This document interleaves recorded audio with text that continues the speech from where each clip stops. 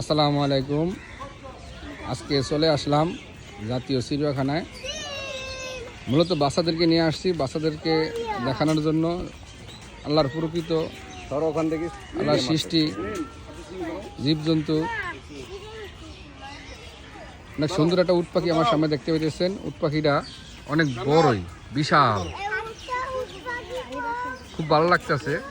এই দেখা যায় আমি অনেক ইয়ার উপরে দেখেন কেমন করতেছে, লাগে যে ভয় করতেছে। আরেকটি আছে, আরেকটি উট পাখি আছে ওই মাথায় একবারে অনেক। এই যে দুইটা উট পাখি, এটা এই এরিয়াটা পুরোটাই উট পাখি, অনেক ভালো লাগতেছে। হ্যাঁ, দেখেন এই যে মুখটা দেখেন, ভয়ানক। ঠিক আছে, এই